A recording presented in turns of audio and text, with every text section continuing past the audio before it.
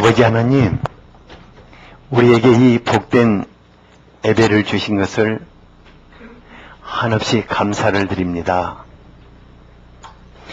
아버지 하나님, 당신이 성령님으로 우리와 같이 계시니 감사합니다.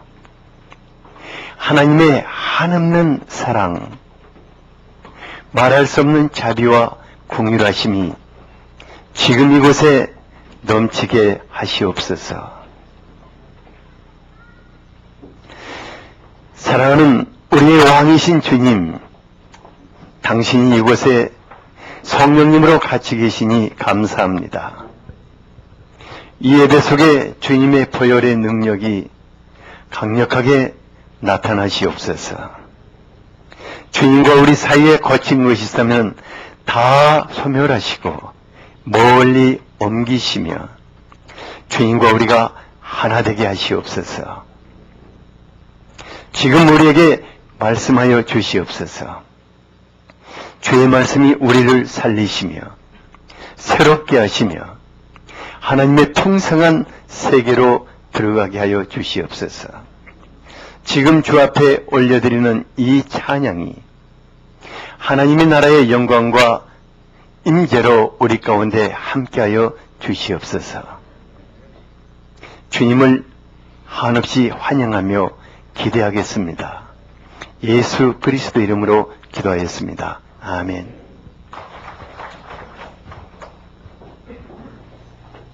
오늘의 말씀입니다. 고린도전서 12장 1절부터 11절까지와 14장 12절입니다. 형제들아, 신령한 것에 대하여 나는 너희가 알지 못하기를 원하지 아니하노니 너희도 알거니와 너희가 이방인으로 있을 때에 말 못하는 우상에게로 끄는 그대로 끌려갔느니라.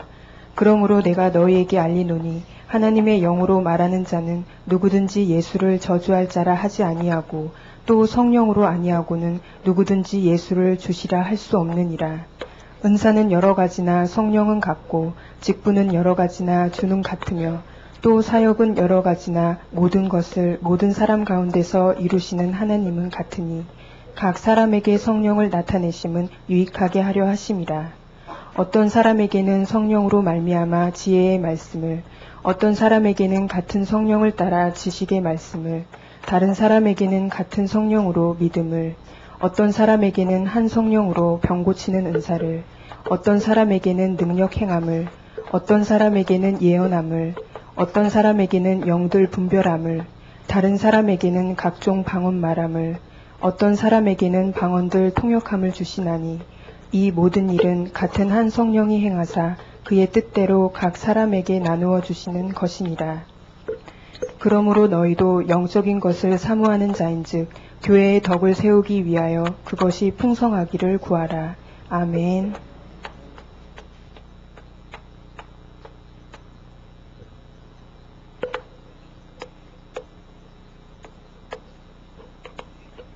(14장) (12절을) 같이 한번 읽겠습니다. 시작. 그러므로 너희도 영적인 것을 사모하는 자인즉 교회의 덕을 세우기 위하여 그것이 풍성하기를 구하라. 여러분들 기적의 사람들입니다. 살인적인 더위에 살아남았다는 거, 이건 뭐 대단한 것이거든요. 근데 제가 어제 오후쯤에 여러분들이 진짜 기적을 일으키는 사람이라는 것을 느꼈어요. 얼마나 기도를 많이 했든지 갑자기 그냥 회오리 바람이 불고 막 구름이 오고 비를 확 쏟아붓고는 뜨거운 게 다 가져가지고 햇빛이 쨍쨍 비치더라고요. 정말 오늘 예배는 정말 하나님의 큰 영광 속에 들어가겠다 하는 생각이 들었어요. 정말 여러분들은 기적의 사람이고 기적을 일으키는 사람인 것을 정말 감사합니다. 옆 사람에게 당신은 기적의 사람입니다. 당신은 기적을 일으킬 수 있는 사람입니다. 그냥 좋아라고 하는 말이 아니에요. 그렇게 되기를 바랍니다. 며칠 전에요, 예수 믿은 지 얼마 되지 않는 분이 저에게, 목사님, 제가 이제 남은 삶을 사람들과 주님을 위해 살고 싶다고 그러더라고요. 아, 얼마나 감격스러운 삶의 대변화인가. 아, 정말 그분 도와드리기 잘했다 하는 생각이 들었어요. 우리가 많은 사람들에게 유익을 줄 수 있는 그런 사람이 되어야 할 줄 압니다.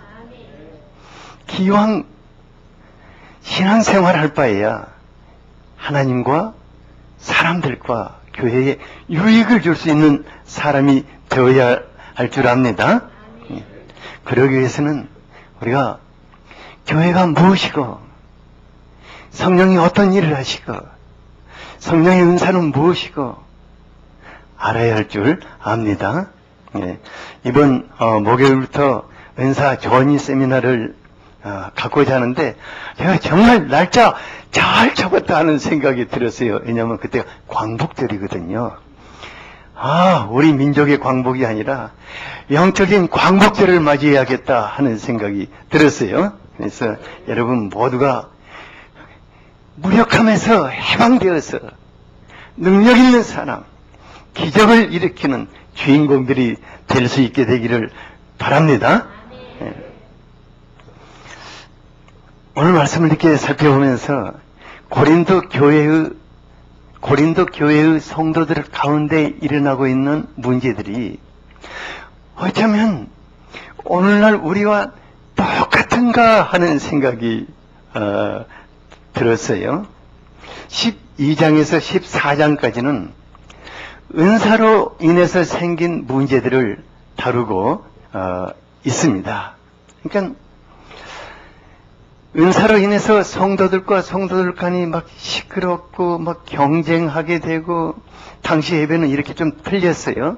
좀 지금과는 좀 달랐는데, 예배 시간에 어떤 사람이 벌떡 일어나서 뭐 하나님이 내게 말씀하십니다 하고 소리치면 저쪽에서 또 다른 사람이 일어나서 그건 아닌 것 같은데요, 하나님은 지금 이렇게 말씀하십니다. 또 저쪽에서 어떤 사람은 뚜뚜뚜뚜뚜 하고 이쪽에서는 또 어떤 사람이 막 방언을 하고 이렇게 하니까 그냥 피곤했어요. 그리고 사람들은 은사에 대해서 오해하기 시작하고 두려워하기 시작하고 이게 도대체 뭔가 하는 생각이 들고, 아마 어떤 목회자 같았다면 이거 다 덮어버리자. 우리 교회는 그냥 은사 이런 거 다 덮어버리고 없게 하자 이렇게 생각했을 건데, 사도 바울의 생각은 완전히 달랐습니다. 그는 적극적으로 은사에 대해서 알게 하기를 원했습니다. 우리 1절을 같이 한번 이렇게 보면은, 신령한 것에 대해서는 너희가 알지 못하는 것을 원치 않는다고 하였습니다.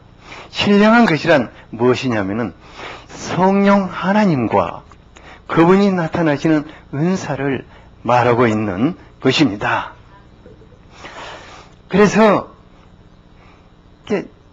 성령님으로부터 나오는, 성령님께서 임재하실 때 나타나시는, 이게 바로 신령한 은사라는 것입니다. 그러니까 은사는 무엇인가, 이것부터 우리가 알아야 할 줄 압니다. 은사는 성령님이 나타나시는 사역인 것입니다. 은사는 성령님의 사역입니다. 은사가 뭐라고요? 예. 성령님이 여러분들에게 나타나시면 무엇을 하십니까? 뭔가 일을 하시거든요. 그러니까 일을 하실 때 나타나는 것이 바로 뭐라고 그랬습니까? 은사입니다. 그래서 성령님은 항상 임재하실 때 무엇을 동반하고 임재하신다? 예, 은사를 동반하고 임재하시는 것입니다. 그래서 은사를 막으면은 그곳에는 누가 나타나시지 않겠습니까? 예, 성령이 나타나시지를 않는 것입니다. 예수님이 사역하실 때 귀신 들린 자가 확 나타나서 소란을 피웠어요. 예수님이 그 사람에서 귀신을 쫓아내버렸어요. 그러니까 한마디로 말하면 예수님이 성령의 권능으로 그 사람 안에 죽기 사역을 한 것입니다. 그때 바리새인들이 이걸 보고 이건 귀신의 역사다 그랬어요. 그러니까 예수님이 뭐라 그랬냐면 성령을 해방하는 자는 사하심을 얻을 수 없다고 말씀을 하신 것입니다. 성령님 따로 은사 따로 있을 수 있다 없다? 그건 없습니다. 그러면 목사님 은사가 성령님입니까? 아닙니다. 은사가 나타나지 않는 성령의 역사가 없다 그 말입니다. 은사는 성령님이 임재하실 때 동반하시는 사역 자체를 은사라고 하는 것입니다. 그래서 가장 쉽게 성령께서 너희들에게 나타나실 때 은사가 나타났기 때문에 너희가 구원을 받았다고 말하고 있습니다. 2절을 같이 한번 읽어보죠. 시작. 너희도 알거니와 너희가 이방인으로 있을 때 말 못하는 우상에게로 끄는 그대로 끌려갔느니라. 귀신에 이끌려서 우상숭배에 빠져있는 사람이 그곳에서 해방을 되어 예수님을 믿게 된다는 것이 쉬운 일이겠습니까? 이건 불가능한 일입니다. 왜냐하면 악한 영이 그를 사로잡고 있기 때문입니다. 그런데 누군가가 그에게 복음을 전할 때 성령께서 강력하게 귀신을 몰아내버리는 은사로 임하신 것입니다. 그래서 그 안에 있는 더러운 귀신이 떠나고 그 안에서 성령께서 예수의 이름을 부르게 하고 예수의 사람이 되게 하셨다는 것입니다. 그러니까 귀신에 붙잡혀서 살던 자들에게 성령께서 은사로 나타나시지 않았다면 그들은 구원을 받을 수도, 그들은 악령의 세력부터 자유할 수도, 귀신의 이 죄악의 사슬이 끊어질 수도 없다는 것입니다. 이제 3절에 보면은 하나님의 영으로 말하는 자는 누구든지 예수를 조주할 자라 하지 않고 성령이 아니고는 누구든지 예수를 주라 시인할 수 없다고 하였습니다. 여러분들 중에서 신앙 1세대 한번 손들어 보세요. 신앙 1세대, 거의 다 신앙 1세대인데, 신앙 1세대들은 대부분 못된 짓을, 예수 믿기 전에 못된 짓을 많이 했던 사람들이에요. 예수 믿기 힘든 사람들이었어요. 한마디로 말하면은. 그런데 지금 생각해보면 어떻게 내가 예수를 믿게 되었는가? 내가 어떻게 예수님을 주님을 하고 고백을 하고 내가 어떻게 이렇게 찬양을 하고 내가 어떻게 이렇게 전도를 하고 내가 미쳤나? 실은 이게 당신 안에 일어난 기적이라는 것입니다. 당신 안에 일으킨 성령의 놀라운 기적의 역사라는 것입니다. 그래서 우리는 기적의 사람들입니다. 옆 사람이 당신은 이미 기적을 체험한 사람입니다. 옆 사람 얼굴 한번 보세요. 그 사람 예수 믿게 생겼는가? 아닌 것 같아요. 그런데 지금 보면은 예수 닮아 있거든요. 이게 바로 성령께서 우리 안에 역사하신 강력한 기적이라는 것입니다. 하지만 여기서 멈춰버린다면 무슨 의미가 있겠습니까? 이제는 여기서 우리가 한 걸음 더 나가서 사람을 돌보는 삶을 살아야 하지 않겠습니까? 사람을 돌보는 삶을 사는 것이 바로 사역이라고 하는데, 사람을 돌보는 사역을 하기 위해서는 우리가 반드시 더 깊이 알아야 할 것이 있는 것입니다. 그것은 성령님과 성령님이 나타나시는 은사에 대해서 알아야 한다는 것입니다. 왜 그러냐면은 알아야만 우리가 유익한 사람이 될 수 있기 때문입니다. 7절을 한번 읽어보겠습니다. 시작. 각 사람에게 성령을 나타내심은 유익하게 하려 하심이라. 성령님이 나타나신 것은 어떤 사람이 되게 하시기 위한다고요? 예. 그러니까 성령님은 특정한 사람에게 은사로 나타나시는 것이 아니라 각 사람에게, 각 사람이 누구죠? 예, 너도 기고 나도 기다. 예, 각 사람, 옆 사람이 당신도 기고 나도 기야 하고. 예. 그러니까 각 사람에게 은사를 나타내시는데 왜 나타내시냐면은 유익을 주는 사람이 되게 하기 위해서. 그러니까 하나님께도 유익되고 다른 사람에게도 유익되고 자기 자신에게도 유익되고 교회에도 유익되고 유익을 주는 사람이 되게 하기 위해서 성령께서 은사로 나타나시는 것입니다. 우리 여기 이제 박정희 교수님 계시고 그 옆에 강정희 집사님, 이제 사모님이 계시는데 며칠 전에 저에게 굉장히 귀가 번쩍 뜨이는 얘기를 해줬어요. 요즘 이상하게 자기 주변에 우울증을 앓는 분들이 많이 찾아오고 있다고 그랬어요. 그런데 본인은 아이고 그분들은 어떻게 도와야 할지 답답하다고 그랬어요. 저는 그 말을 듣는 순간에 어떤 생각을 하게 되냐면 하나님이 우울증으로 고통하는 분을 많이 보내신다고 하면은 하나님이 어떤 분으로 사용하기를 원하시겠습니까? 예, 우울증 그 고통하고 잠 못 자고 하는 사람들을 돌보는 사역자로 쓰시고자 하시기 때문일 것입니다. 이게 사인입니다. 하나님이 어떤 사람을 내게 자꾸 보내신다. 그 사인입니다. 하나님이 나를 사용하시겠다는. 그러니까 이때는 지금 뭘 해야 하냐면은 이때 아주 민감하게 반응을 해야 합니다. 주님, 내가 우울증 환자를 돌볼 수 있는 은사로 내게 나타나십시오. 무슨 말인지 알겠죠? 그러니까 나를 만나는 사람들은 다 우울증이 물러가고 나를 만나는 사람들은 완전히 잠꾸러기들이 되게 해 주십시오. 이게 지금 간절하게 지금 강구해야 할 문제거든요. 제가 사모님한테 오늘 예배에 지금 오시라고 그래 초청하라고 그랬어요. 우리 교회 오라는 것이 아닙니다. 그냥 사역자가 되라 그 말입니다. 어떤 사역자? 우울증자들의 사역자. 우리 시대에 막 병원이 미어 터집니다. 누구로 인해서? 우울증 환자들이 있어요. 우울해요 세상이. 우리가 다른 사람을 도와줄 때에 비로소 유익을 줄 수 있는 하나님의 사람들이 될 수 있는 것입니다. 제가요 오랜 세월 사람들을 돌보고 살았지 않습니까? 그런데 제가 진실로 다른 사람들을 도와줄 수 있는 지혜와 능력이 별로 없어요. 제가 할 수 있는 일이 별로 없고 또 저를 기대하는 것도 별로 없어요.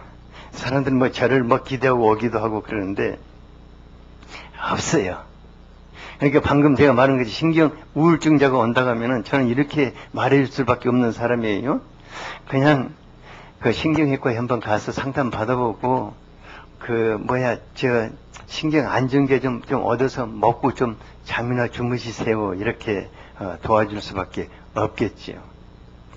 그러니까 나의 한계를 벗어난, 그러니까 여러분들의 능력의 한계를 벗어난, 여러분들의 지혜의 한계를 벗어난 사람들을 돕기 위해서는 반드시 성령 하나님이 개입하셔야 하는 것입니다. 성령 하나님이 여러분들을 동반자로 삼으신 이유가 바로 거기에 있습니다. 하나님은 우리가 다른 사람에게 유익을 주게 하시기 위해서 우리에게 성령님을 보내신 것입니다. 4절에서 6절을 같이 한번 읽어보죠. 시작.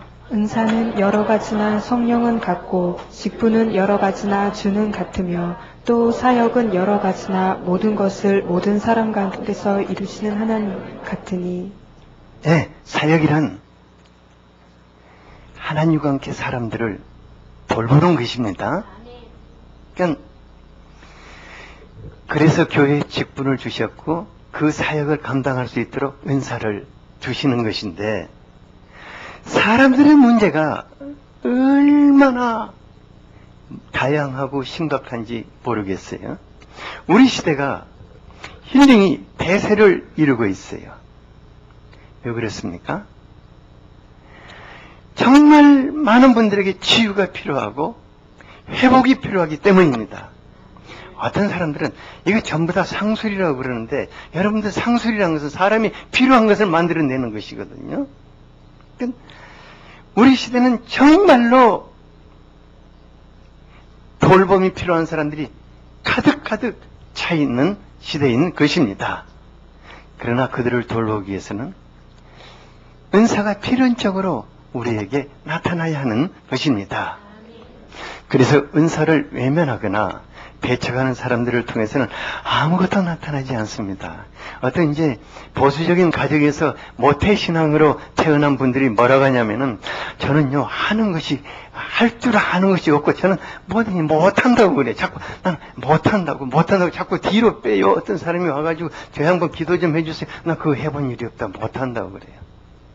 이게 이제 모태신앙이 되어서는 안 됩니다. 그러니까 신앙의 경륜이 깊으면 깊을수록 뭘 해야겠어요? 못하는 것이 아니라 할 수 있어야 하는 것입니다. 그렇잖아요? 이제 예수 믿은 사람도 나한테 와서, 목사님 내가 하나님을 위해서 살아야겠다고 말하는데, 예수 뱃속에서부터 예수 믿었다는 사람이 못한다고 발뺌이나게. 그래서는 안 되겠죠. 그래서 성령 하나님, 은사를 우리에게 주시는 것은 교회의 프로그램을 돌리라고 주시는 것이 아니라 우리로 하여금 다른 사람을 돕게 하시기 위해서 주시는 것입니다. 예배 속에서 드려지는 기도와 찬양, 또 말씀 속에서 강력한 성령의 능력이 나타나야 합니다. 그때 우리는 비로소 예배의 기적을 체험할 수 있는 것입니다. 찬양이 감동을 주고 말씀이 감동을 주는 것이 쉽지는 않습니다. 하지만 거기에서 그친다고 하면은, 그냥 오늘 그냥 시원하다 그러고 가는 거예요. 그러나 성령의 감동 속에서 드려지는 찬양 속에서는 우리의 마음이 치유됩니다. 우리의 병든 몸이 치유됩니다.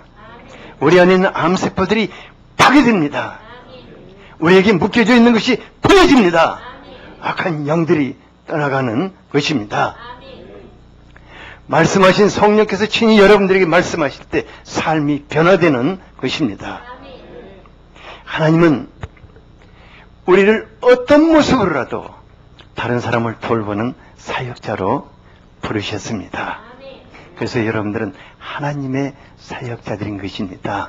옆 사람에게 당신은 하나님의 사역자입니다. 중요한 것은 하나님의 사역자라는 전제 아래서 은사가 나타나는 것입니다. 어떤 은사가 나타나는가?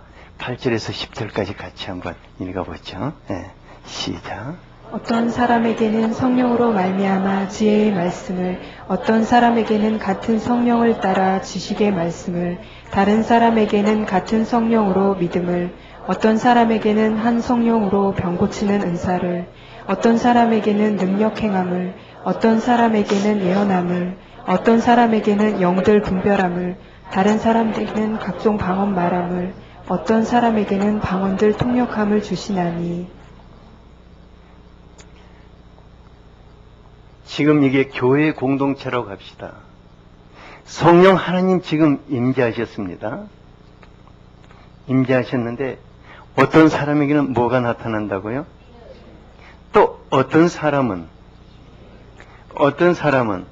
믿음이 나타나고, 어떤 사람은 치유의 능력, 어떤 사람은 어떤 일을 하는 능력이 나타나고, 그 다음에 또 어떤 사람은 애언이 나타나고, 어떤 사람은 영 분별의 은사가 나타나고, 어떤 사람은 어떤 사람은 방언의 통역이 나타난다. 그러니까 보면은 교회라는 것은 은사 공동체인 것을 알 수가 있습니다. 근데 이 어떤 사람이라는 게 누구입니까? 그죠? 어떤 사람이 여러분들 중에 한 사람인 것을 알아야 할 것입니다. 옆 사람에게 당신은 어떤 사람입니까? 하고 물어보세요. 아무 대답도 없죠. 그때 이렇게 대답할 수 있어요. 저는 제의 말씀을 은사로 받은 사람입니다. 저는 치유의 능력을 은사로 받은 사람입니다. 옆 사람이 다시 한번, 당신은 어떤 사람입니까?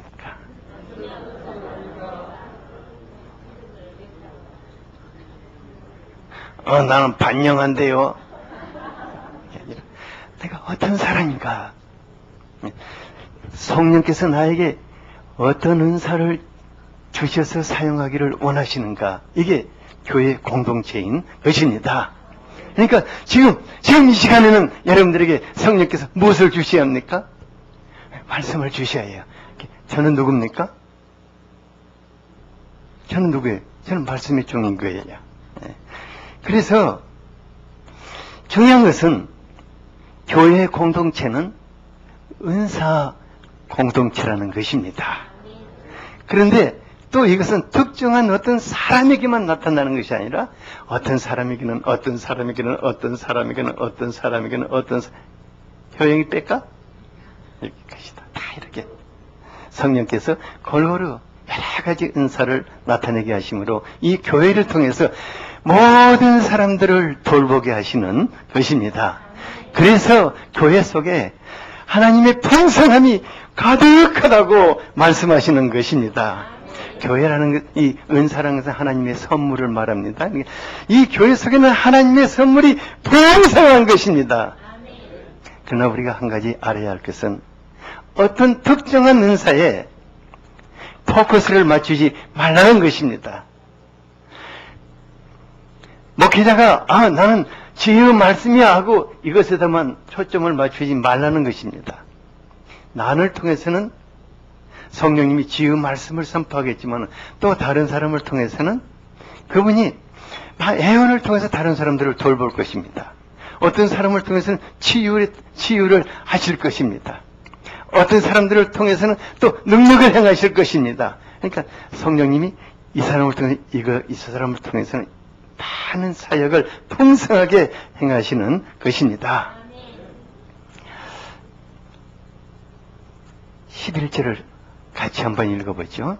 시작.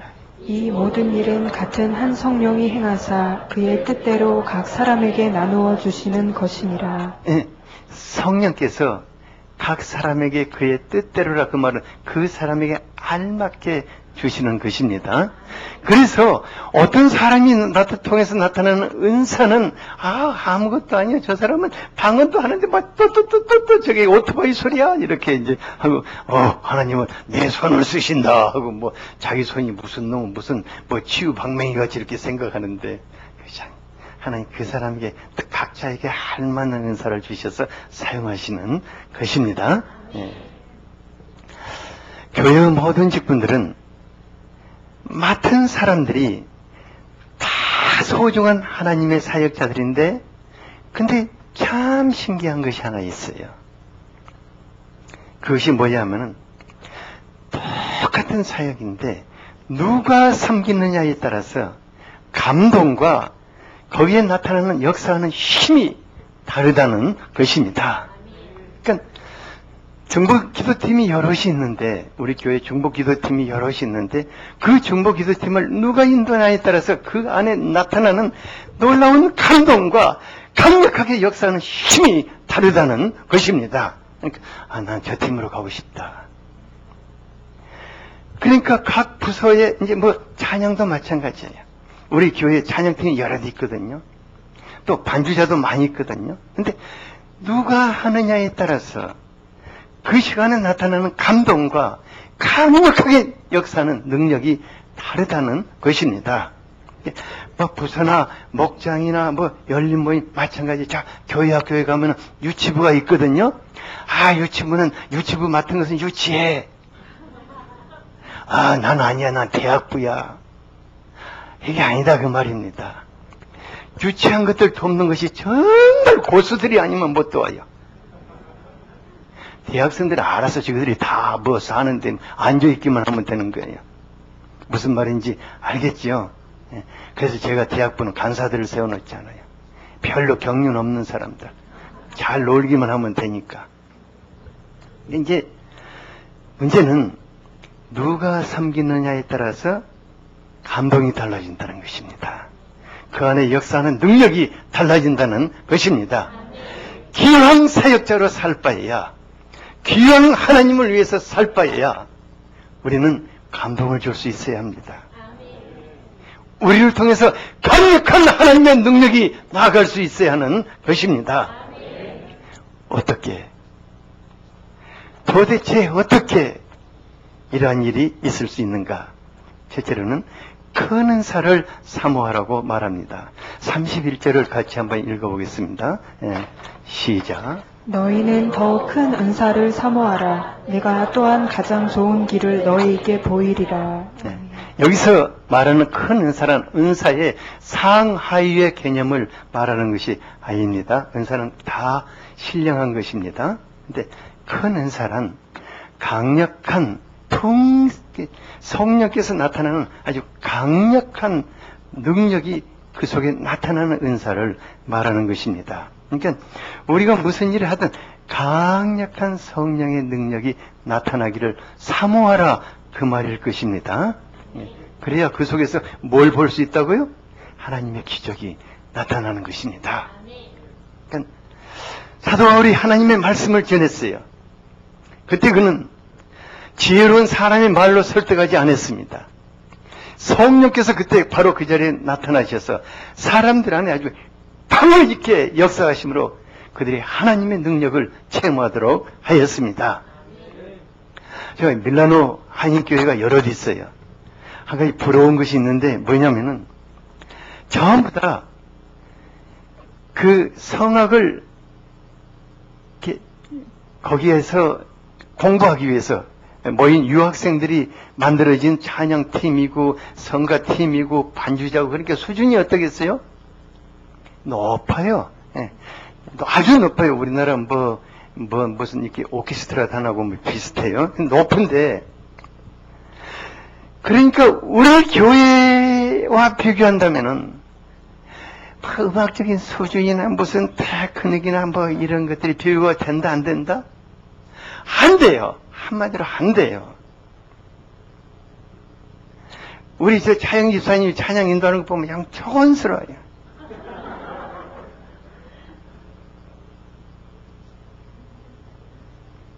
사람도 안 쳐다봐요, 그냥.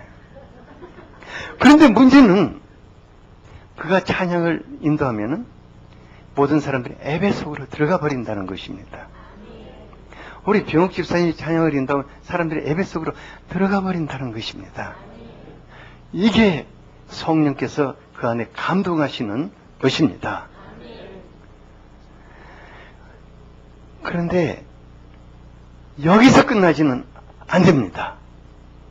왜냐하면 다윗이 수금을 킬 때 어떤 놀라운 기적이 일어났습니까? 사울을 붙잡은 아주 더러운 악령이, 다윗이 수금을 켜기만 하면은 그냥 악령이 신경질을 부리며 시끄러 하고 귀를 막고 도망가 버렸어요. 이게 중요합니다. 우리 한이가 여기서 이제 그 베이스 기타를 치고 있거든요. 한이가 베이스 기타를 두들기는 순간에 악령들이 어떻게 한다고요? 시끄러 하고는 가버려야 해요. 우리 효영이가 여기 지금 앉아 있는데 간반을 누르는 순간에 여기 이게 어느 나라 것이냐, 이게 영창 것이냐, 이게 뭐냐, 이거하고는 의미가 없는 것입니다. 이게 다윗의 수금이 어디 독일제냐, 어디 그거 아닙니다. 누가 쳤느냐가 중요하거든요. 자, 우리 교회가 그렇게 되기를 바랍니다. 이게 찬양 시간에 저기 귀신 들린다고 왔으면 그냥 나가버려야 해요. 그 사람이 나간 거냐, 누가 나가야 한다고? 귀신이 나가야 해. 사람이 나가면 안 됩니다. 그러니까 어떤 분들은 교회가 자신에게 큰 역할을 주지 않아서 자기 능력을 발휘하지 못한다고 하는데 그거 정반대입니다. 성령 하나님과 함께 그 사람을 통해서 뭔가 나타나기 시작하면 자연스럽게 자기의 역할을 하게 되는 것입니다. 둘째는 풍성한 은사가 나타나도록 구하라고 하였습니다. 12절을 같이 한번 읽어보겠습니다. 시작. 그러므로 너희도 영적인 것을 사모하는 자인즉 교회의 덕을 세우기 위하여 그것이 풍성하기를 구하라. 아멘. 다시 한번 해보죠. 시작. 그러므로 너희도 영적인 것을 사모하는 자인즉 교회의 덕을 세우기 위하여 그것이 풍성하기를 구하라. 큰 은사가 성령의 권능이 강력하게 나타나는 은사라고 하면은 여기서 풍성한 은사란 다양한 은사를 말하고 있습니다. 그러니까 아주 풍성하고 다양한 은사. 그러니까 우리가 영적인 것을 사모하고 덕을 세우기를 원한다면은 성령님으로부터 다양하고 풍성한 은사를 나타내시도록 구해야 할 것입니다. 그러니까 다양하고 풍성한 은사란 교회 전체를 통해서 나타나고 있습니다. 우리 교회 다양한 은사들을 가지고 있어요. 하지만 한 사람을 통해서 사역 현장에서 아주 다양한 은사가 나타날 수도 있어야 하는 것입니다. 사도 바울이 그 선교 현장에서 어떨 때는 말씀의 은사로 나타나고, 어떨 때는 막 귀신을 쫓아내는 축기의 은사로 나타나고, 어떨 때는 병 고치는 치유의 은사로 나타나고, 여러 가지 은사들, 또 어떨 때는 애은의 은사로 나타나고, 영적인 싸움을 할 때 막 방언을 하면서 영적으로 싸우고, 여러 가지 은사가 나타나지 않습니까? 그래서 이와 같이 짧은 시간에 다양한 문제를 가진 사람들을 돕기 위해서는 정말 풍성한 은사가 나타나야 하는 것입니다. 저는요, 주력 사역이 무엇입니까? 말씀을 전하는 게. 그래서 이 말씀을 통해서 성령께서 나타나시도록 저는 간절히 기도해요. 이 말씀이 땅에 떨어지지 않도록 기도해요. 이 말씀이 삶을 변화시키도록 기도해요. 이 말씀이 치유의 역사가 일어나도록 기도해요. 하지만 저는 또 저를 찾아오는 고객들이 있거든요. 그 고객들을 제가 도와줘야 합니다. 근데 문제는 그 고객들이 한두 문제만 가지고 있다는 것이 아니에요. 어떤 분은 마음이 깊이 병든 분들이 있기 때문에 그 마음을 제가 들여다볼 수 있어야 해요. 어떤 분은 정신적인 문제로 굉장히 시달림을 받고 있기 때문에 그 사람 안에 어떤 문제가 발생하고 있는가를 그것을 분별할 수가 있어야 해요. 또 어떤 분은 무너진 삶을 이렇게 일으켜 세워줘야 하기 때문에 애언의 은사도 하나님이 당신에게 어떤 일을 행하실 것입니다 하고 말해줄 수 있어야 해요. 어떤 분은 또 육체적인, 오늘 아침에 이제 제가 기도하고 있는데 급하게 전화가 왔어요. 목사님, 제가요 대장암이 걸렸대요. 목사님, 주일날 이런 소식 전해드려서 미안해요. 그러니까 아니야, 나 별로 미안하지 않아. 왜냐면 제가 앞으로 또 맞이할 고객이거든요. 그래서 이제 제가 뭐라고 지금 했냐, 그러면 병원에 가서 정확하게 검사를 해보고 상태가 어떤가를 지금 다 해가지고 오면은 내가 당신을 도와줄 사람들을 이렇게 배치시켜 놓겠다, 이렇게 했어요. 중요한 것은 귀신을 이 경주에서는 귀신이 빠글빠글 하거든요.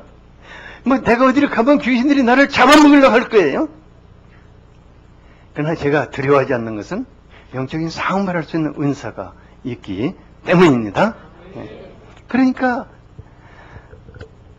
사역 현장에서는 은사가 정말 다양하고 골고루 나타나야 하는 것입니다.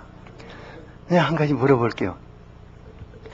예수님 시대가 힘들었다, 지금 시대가 힘들다? 지금 시대가 힘들어요. 예수님 시대에 귀신이 단순했다, 지금 시대에 귀신이 복잡한다? 이게 지금 복잡해요. 귀신도 헷갈리는 시대예요. 어찌나 사람도 다양하고, 어찌나 문제도 다양하고, 어찌나 질병도 다양하고. 그래서 예수님이 뭐라고 하셨냐면은 너희들이 내가 하는 일도 하고 이보다 더 큰 일도 하리라고 말씀을 하신 것입니다.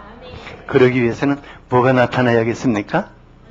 여러분들을 통해서 다양한 은사가 나타나야 할 줄로 믿습니다. 시간이 없으니까 짧게 하고 제가 마무리를 질게요. 그런데 한 가지 우리가 정말 강력하고 풍성한 은사가 나타나기를 구해야 한다면 그 구하는 목적이 딱 한 가지가 되어야 합니다. 그것은 뭐냐면은 내가 많은 사람들에게 유익을 주어서 하나님 나라의 덕을 세우고자 하는 것입니다. 은사를 구해야 하는 목적이 뭐라고요? 네, 많은 사람들에게 유익을 주어서, 네, 많은 사람들이 다 같이 시작. 많은 사람들에게 유익을 주어서 하나님 나라의 덕을 세우는 것입니다. 예, 그런 심정만 가진 사람이라면은 성령께서 그를 믿고 풍성한 은사를 나타내기 시작하시는 것입니다. 그래서 고린도전서 13장에서는 모든 은사가 하나님의 사랑으로 행하는 것이 아니라면 아무런 유익도 없다. 아무것도 아니라고 하였습니다.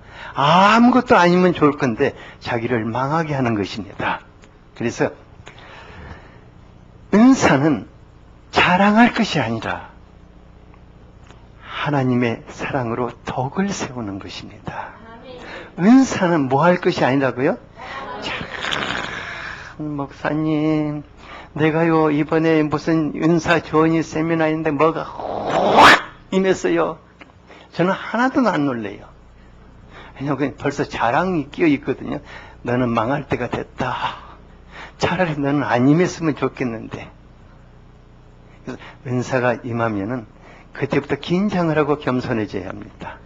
오직 사람을 돕고 덕을 세우는 일을 해야 할 줄로 압니다. 그러면 하나님께서 아주 이제 15일에서 17일까지 은사 전이 세미나를 할 건데, 이제 성령께서 여러분들을 너무나 잘 알고 계십니다.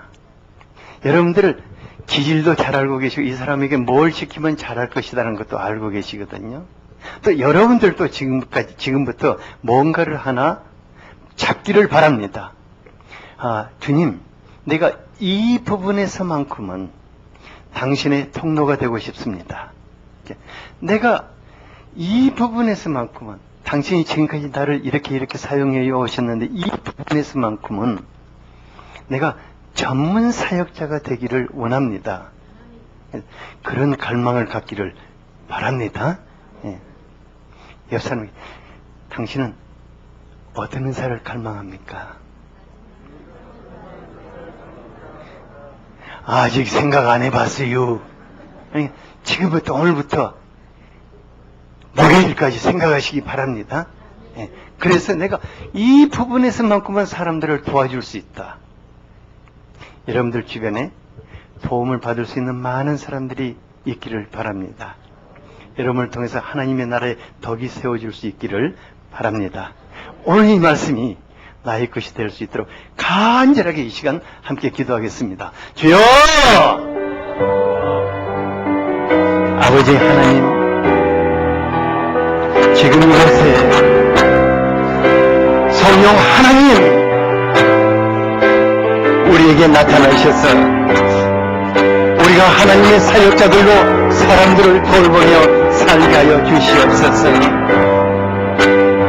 하나님께서 나를 통해서 어떤 일을 하시기를 원하시는가를 알게 하여 주시옵소서. 성령 하나님 우리에게 강력한 사랑을 나타나시옵소서. 풍성한 사랑을 나타나시옵소서. 많은 사람들을 돌보게 하여 주시옵소서. 하나님 나라의 덕을 세울 수 있도록 도와주시옵소서. 아버지 하나님 귀한 신앙생활 할 거예요. 하나님과 또 많은 사람들과 교회의 덕이 되는 자가 되게 하여 주시옵기를 간곡히 기도합니다. 성령 하나님 임하시옵소서.